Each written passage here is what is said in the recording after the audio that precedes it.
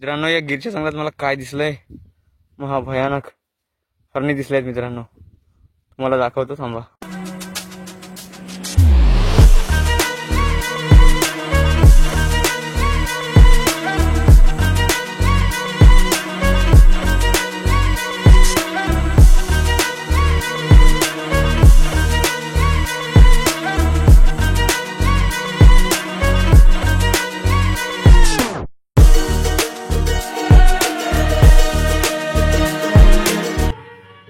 काल रात्री आपण थांबलो होतो श्री सताधार धाम इथे. हे श्री बजरंगबलीचं मंदिर आहे, बघू शकता तुम्ही. आणि असं बाहेर असा सुंदर व्ह्यू आहे, अतिशय सुंदर असा व्ह्यू. डोंगराच्या कडेलाच हे धाम आहे, सताधार धाम म्हणून, जे एका स्वामींचं समाधी स्थान आहे. जुनी जग्या स्वामी असे समाधी स्थान आहे. आणि असा हा व्ह्यू आहे भोवतालचा.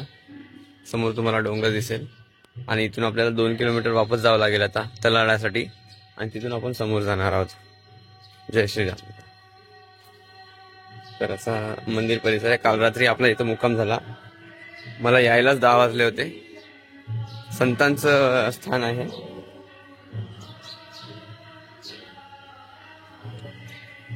आणि इथंच आपलं धाममध्ये इथं आपण झोपलो होतो. जय श्रीराम दादा. हे गुरु महाराजांचं आसन स्थान आहे. इकडे जे महाराज आहेत त्यांचे मूर्ती विराजमान आहे. हे महाराजांचं आसन स्थान आहे आता.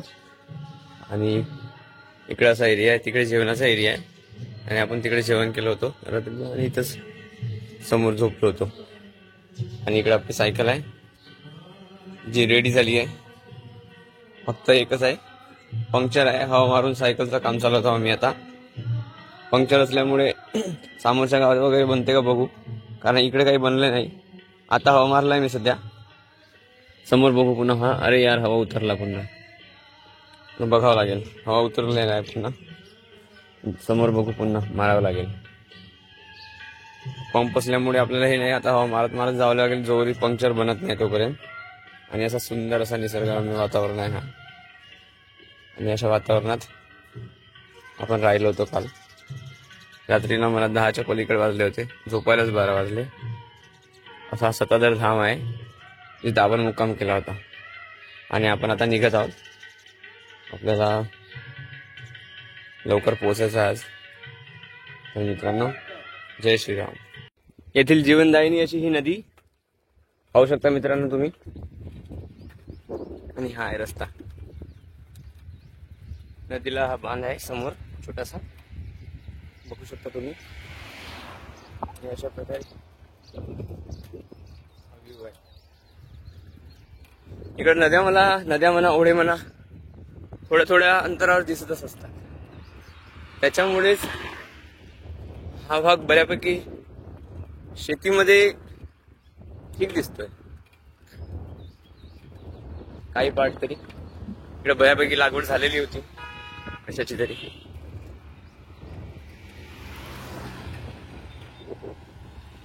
तर मित्रांनो, आपली सायकल बनत आहे आता. पंक्चर झाली आहे ती. आता आपण प्रेमपारा म्हणून गाव आहे, त्या गावामध्ये सायकल बनवत आहोत. प्रेमपारामध्ये, कारण समोर पुन्हा जंगल लागणार आहेत मोठे मोठे. तर तिथे आपली सायकल पुन्हा मग आपल्याला मिळणार नाही की पंक्चरचं दुकान वगैरे. म्हणून आता आपण इथं बनवून घेत आहोत. आणि आपली सायकल समोर जातच नव्हती, हवा थोडासाही नव्हता. हवा मारून मारून किती समोर चालवणार. त्याच्यामुळे आता फायनली सायकल बनवत आहोत आपण. तिथून सायकल बनवून आपण सोमनाथसाठी निघूया. महादेव आपली वेगवेगळ्या परीक्षा घेत आहेत. अशा प्रकारे सायकल बनेल मित्रांनो. आता फाटला आहे मित्रांनो, ट्यूब फाटल्यामुळे आता आपल्याला इथं जो ट्यूब मिळणार नाही, त्याच्यामुळे आता पंक्चर बनवून चालवणार लागणार आहे समोर. मग सोमनाथ मध्ये नाहीतर कुठेतरी बघूयात कुठं बनवता येते पंक्चर, ट्यूब बदलवता येते.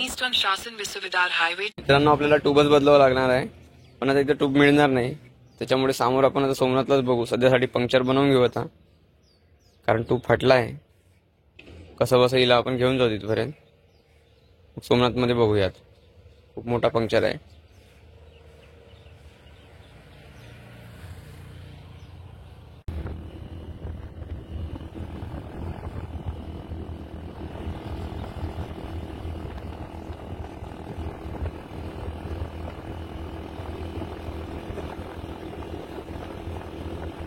गेल्या दुकानात आलो मित्रांनो, भाऊला घेऊन.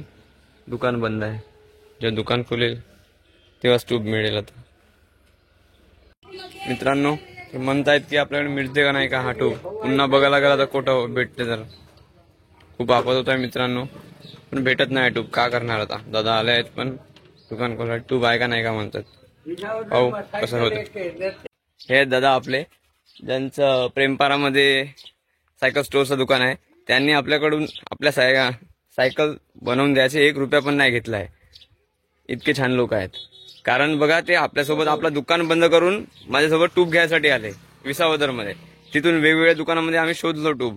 मग जो नाही मिळाला तो एक्झॅक्ट ट्यूब नाही मिळाला, दुसरा ट्यूब त्याच साईजचा घेऊन आलो आणि पूर्ण फिटिंग करून दिले आणि 1 रुपया पण त्यांनी नाही घेतलाय. असे खूप छान लोक आहेत मित्रांनो. आपण चांगलं असलं तर जग चांगलं म्हणतात ना, त्याचंच एक उत्तम उदाहरण आहे. दादांनी आपल्याकडून 1 रुपया पण नाही घेतलाय आणि त्यांनी आपल्याला सायकल बनवून दिली. आणि तेच 50 रुपये मी 100 रुपये द्यायला निघालो तर तेच मला वाटलं तर तुला म्हणे 50 रुपये माझ्या नावाने सोमनाथ मंदिरामध्ये चढवून दे म्हणे, पण मला पैसे देऊ नको म्हणाले. तर असे असतात मित्रांनो. आपण चांगला तर जग चांगला म्हणतात ना, त्याचंच एक उत्तम उदाहरण. दादांनी आपल्याकडून 1 रुपया पण नाही घेतलाय. धन्यवाद दादा. चलतो. जय श्री महाकाल. हर हर महादेव. चलो मित्रांनो, माय माऊली काय असते तर ती असते बघा मित्रांनो.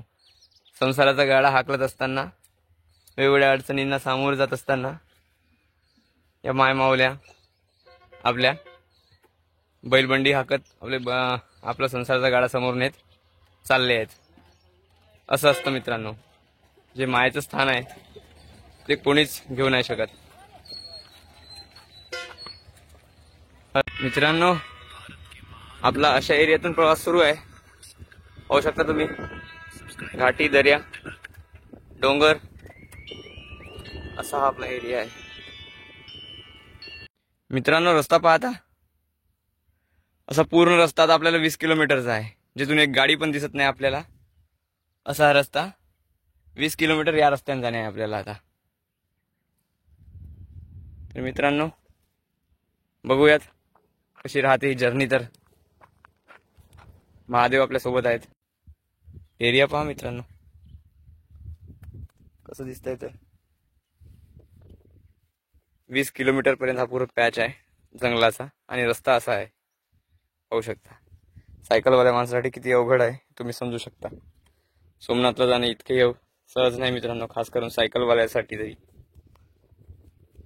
मित्रांनो आपल्याला फॉरेस्ट नाका लागलेला आहे. गीर राष्ट्रीय उद्यानचे चेकपोस्ट आहे. मित्रांनो या गिरच्या जंगलात मला काय दिसलंय, महाभयानक हरणी दिसलेत मित्रांनो. तुम्हाला दाखवतो थांबा. मित्रांनो हरिण पाहू शकता. बघा हरिण, बघा हरणी बघू शकता तुम्ही. खूप छान हरणी आहेत मित्रांनो. दिसल्या का.